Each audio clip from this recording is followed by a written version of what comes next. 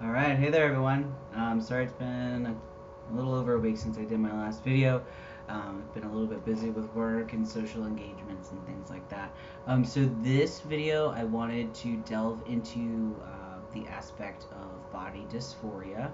I know when a lot of trans people share their stories, a lot of things, or a phrase that tends to be used more frequently is, "I just didn't feel like I was in the right body." And I'm just gonna try to explain what that means a little bit. Talk about how I feel, my specific body dysphoria, because it is different for every person. And then kind of talk about some of the ways that I use to help alleviate body dysphoria. So basically, what it means is that when you look at your body, you don't associate yourself with certain body parts. At least that's what I've come to think of it as. So, like when I look at myself in the mirror, there are certain parts of my body that I just feel don't belong, and there are certain parts of my body that I feel something else should be in place of that body part. Um, you know, Biggest thing is I mean the sexual organs. Feeling like you don't associate with them. In my experience, if not connecting with them, and then in my experience, just having breasts and not feeling like I shouldn't have them. And everybody's different. There are, I have recently found that there are those in the trans community who do identify as transgender but don't suffer from body dysphoria. That can happen. They still feel like the opposite gender, but they just don't feel that, anxiety, that sadness, that frustration when they look at themselves. It's not as prevalent as those of us that do suffer from it. Some of the instances where I feel it the most are when I'm getting ready to take a shower, anytime I have to take my clothes off, doctor's appointments, and then at the gym. The gym is a really big one. I do like to work out. I go pretty frequently, and I am constantly, and it's not because I'm trying to, look at myself in the mirror because I think I'm hot shit. Um, it's because I'm double checking myself. I'm making sure that I look presentable. I'm making sure that I look as manly as possible.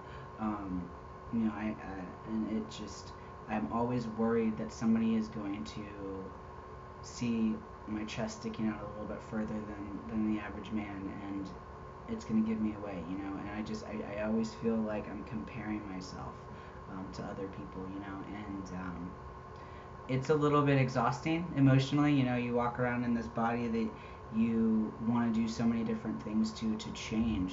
Hello, Mr. Feeney. And you're just, every time I go outside of my house, when I'm inside my house, my body dysphoria isn't as bad because I know that I'm in a safe place, and I feel like I can be a little bit more myself. Hi, buddy. This is my son, Mr. Feeney. Say hi. I know you're a little boy. But as soon as I'm getting ready to go out the door, I'm constantly checking myself. Like, okay, what am I wearing? Like, is this gonna hide everything that needs to be hidden? Am I putting forth that most manly appearance, so to speak? So a few ways that I try to alleviate that. For the chest, there is what's called a chest binder, and I actually have mine here. So this is just one of mine. So it kind of looks like a sports bra. So you've got that, but it's like a stretchy material.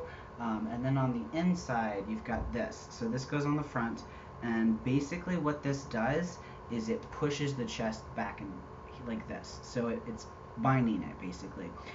Back in the day, they used to use ace bandages and they would wrap it around themselves. That is very dangerous. It can lead to chest injuries. It can lead to rib fractures. It can lead to the inability to breathe very well. So they came up with these. A few rules for binding. You're not supposed to wear them more than 8 hours a day. You really shouldn't sleep in them.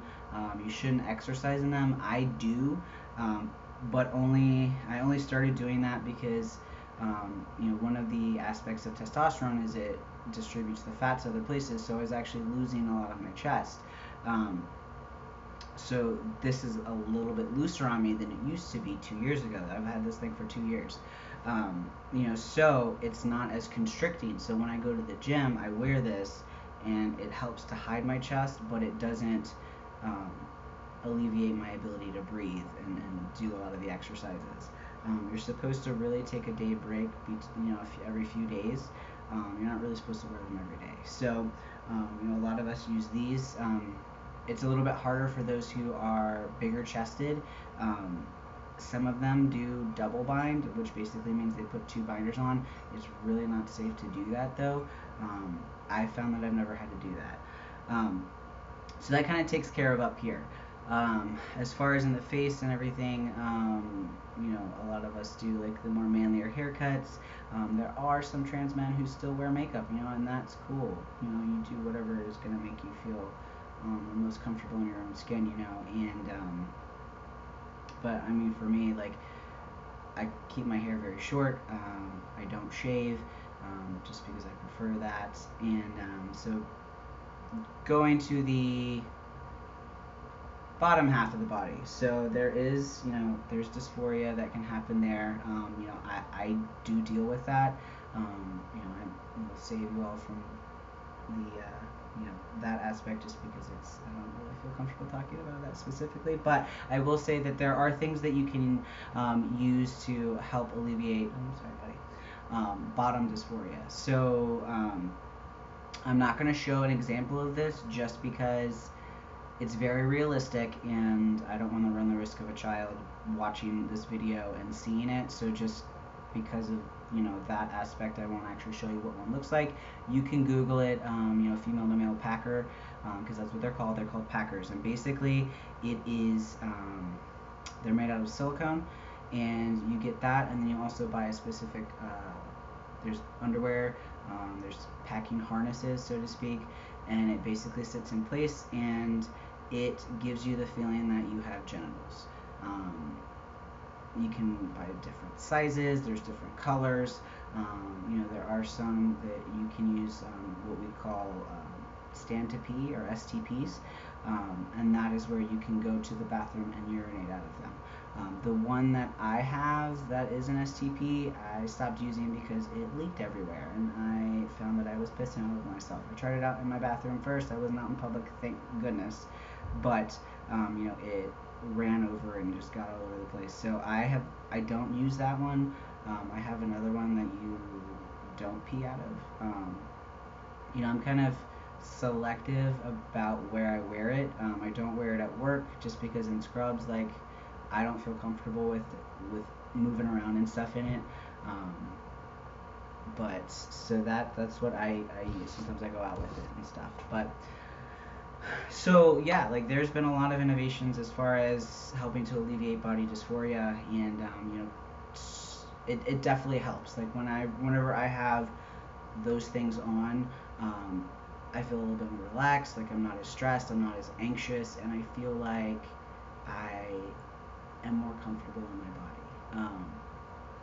After I have top surgery, I have like 4 binders that there's a program that you can donate your used binders to. I'm going to put a link on my Facebook page. I can probably even figure out how to put a link in this underneath my video, in the video description. So you can either donate your used ones, or if you aren't trans and you feel like you want to help out the trans community, there is a place there where you can donate money to buy binders. And what they do, that program sends binders to trans men for free, and they don't have to pay for it. It's for people who don't have the funds, or are in situations where it would be dangerous for them,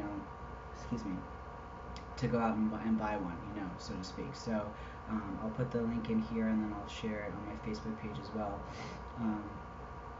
if anybody feels the need to want to help out. But yeah, so that's pretty much it for this week. I just wanted to kind of touch on that because it's a topic that a lot of people don't really understand. Like, they hear it like, yeah, I didn't feel like it was in my I don't feel comfortable in my own body or my own skin. And that's basically what it means. And these are just some small ways that to help alleviate that. Luckily for me, being on testosterone, like my voice has dropped pretty significantly. That's one of the things that most people notice that have known me pre-transition and then now, because my voice used to be pretty high, especially like on the phone with people at work and stuff. Um, but not everybody has that happen to them, or they're not on testosterone yet. So some transgender men in the community do go to voice classes, or there's videos online to teach you how to talk on a lower level or whatever.